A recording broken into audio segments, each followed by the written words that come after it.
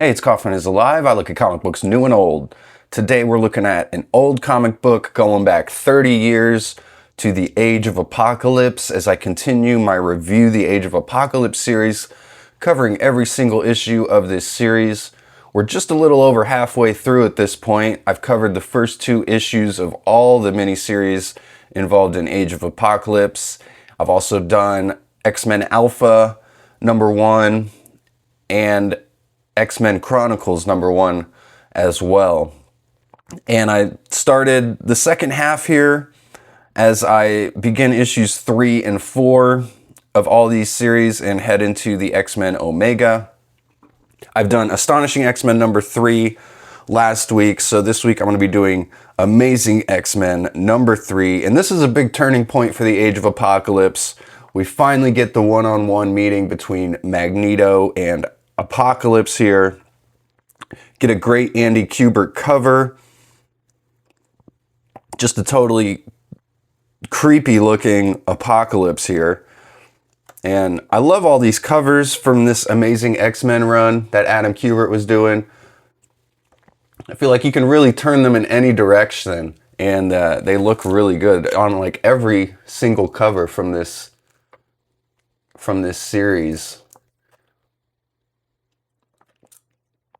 So I don't know if he did that. That had to be conscious. I mean, he had to have done that on purpose, right? Awesome covers though on this series. Amazing X-Men.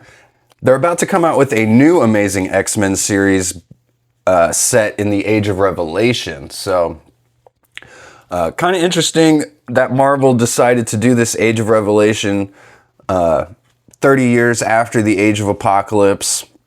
I really felt like Marvel really had nothing going on here at the end of the year until they announced this Age of Revelation storyline. So it's probably the thing I'm most excited about happening at Marvel coming up.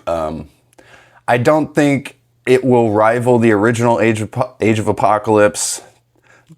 The original's pretty hard to beat. It's one of my favorite storylines, which is why I'm covering it so in depth here on my channel.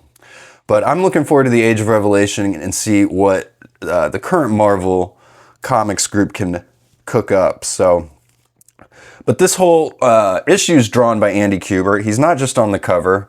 These days, you'll only find him doing cover work for like G.I. Joe.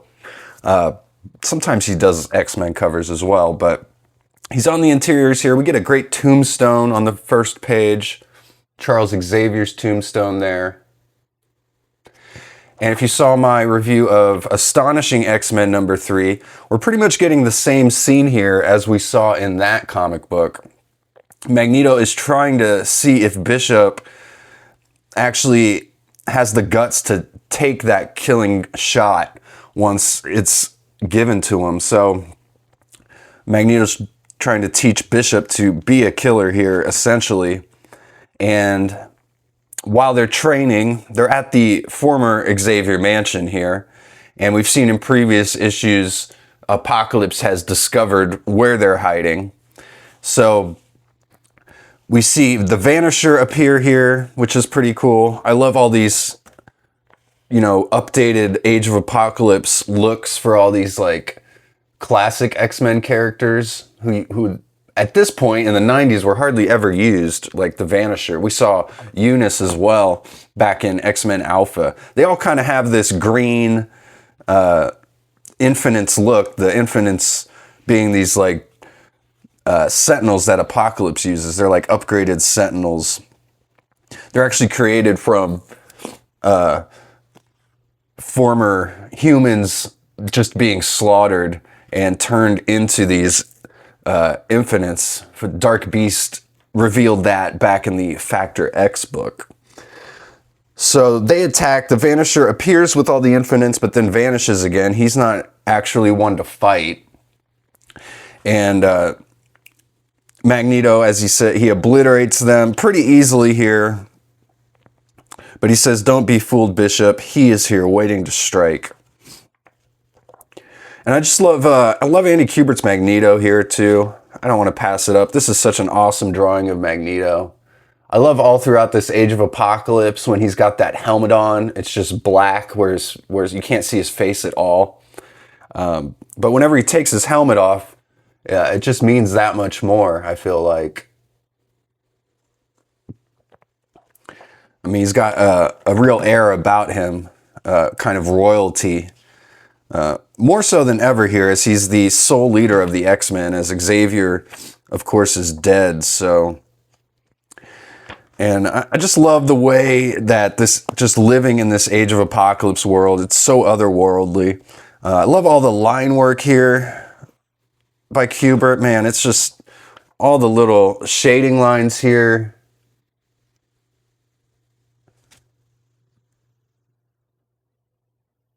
Like on Apocalypse there and on his cape. Even a little bit in the background there where there's some dead space. Just love all the fine line work that both the Kuberts do. But here we finally get Apocalypse and Magneto face to face. Apocalypse grabbing Magneto by the hair. He's got a little bit of power in his fist there. I love that. But Bishop blasts Apocalypse back. And we see Apocalypse grow, his arm and fist really gigantic. I always love when we see Apocalypse actually using his abilities, his like shape-shifting abilities there. Because a lot of times, and so far pretty much in this series, we've just seen Apocalypse pretty much sitting on a chair and giving big speeches about survival of the fittest. But actually we see him fighting here, which is cool. Another great drawing of Magneto on the bottom there. And Magneto's got this gun. And he says that if he shoots Apocalypse with it, it's going to kill both of them. And Apocalypse says, "Are you sure you want to do that?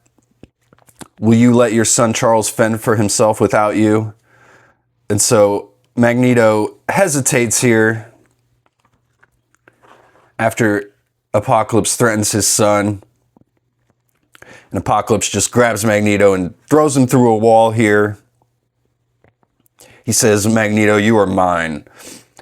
And then we've got the nanny who's protecting Magneto and Rogue's son Charles here.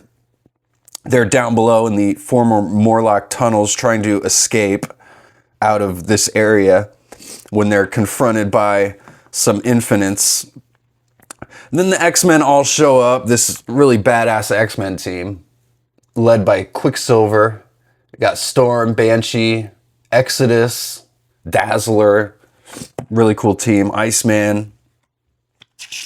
And again, I just love this Age of Apocalypse. This was really kind of one of the first post-apocalyptic, mainstream, at least, comic books.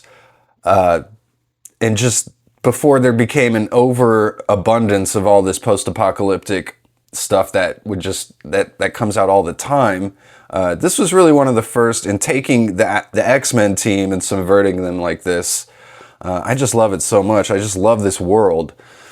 So anyway, Exodus finds the helmet of Magneto. They can't find anybody here. They can't find Nanny or Charles. And that's when Vanisher, they find him. Iceman says he found him in the Morlock tunnels.